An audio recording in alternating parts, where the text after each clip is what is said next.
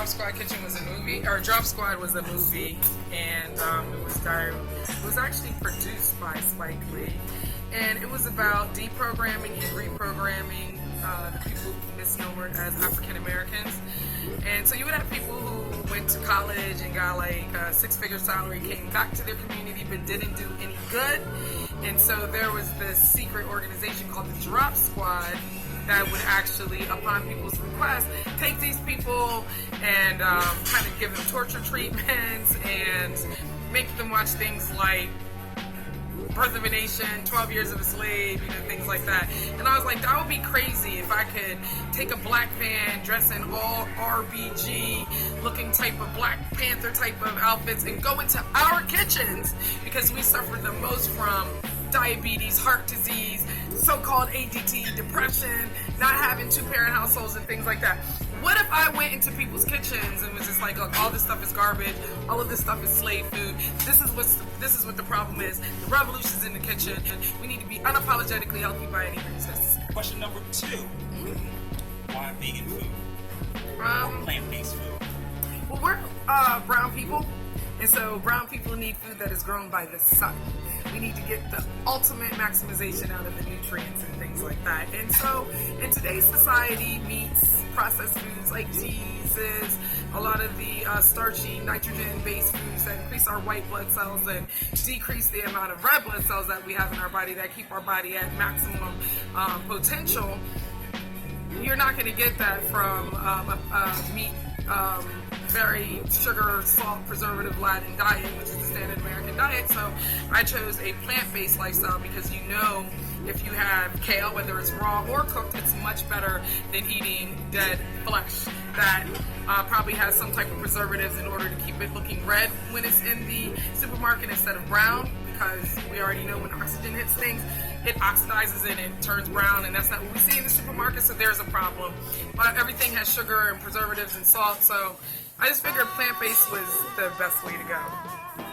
Question number 3, how long have you been enlightened? How long have you been on this plant-based journey? I have been plant-based since 1993. I went to Clark Atlanta University. I was a history political science major.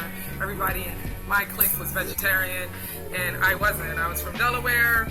It was just like, it just wasn't cool. I was still eating pork and things like that. And so out of peer pressure, I told everybody I was a vegetarian because it was like a talking piece. It was a conversation piece. And my time started getting better in track. I became a better power hitter in volleyball. My skin cleared up. My cycle got shorter. And I was like, oh my God, this is really good. Then I found books like African Holistic Health and Queen of Foods, Heal Thyself. And it was just like, okay, this is my lifestyle. And then you spiritually evolve when you go when you have this diet, because you start really wanting to eat those types of foods. You start reading about it more.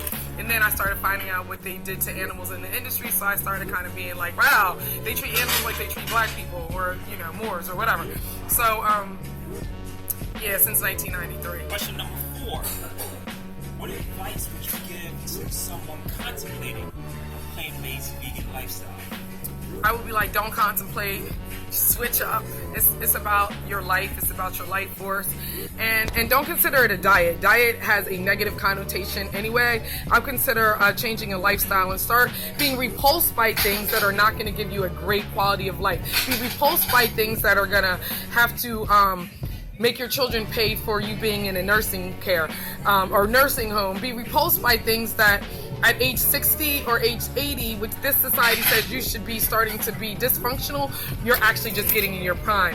To be repulsed by things that really just are not doing the planet well, that are keeping our young men and women from being who they really are, because those chemicals, those preservatives, those additives, those vaccinations are actually causing major disease like autism and all types of things that keep us tracked in school. So I would say consider this to be a lifestyle change, consider this to be something revolutionary, and consider this to be something that is going to help you in our upliftment of humanity. Question number 5.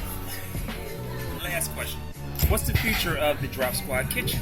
Oh, South Squad Kitchen, we will be here forever and ever and ever and ever and ever, and in many different ways. We have the kitchen chemistry classes, which you can find on dropsquadkitchen.com. If you go to classes, we'll be selling our food online. So if you want your V-steak, you want our salads, you want any of our salad dressings and things like that, you'll be able to get it online in like 5, 4, 3, 2, 1.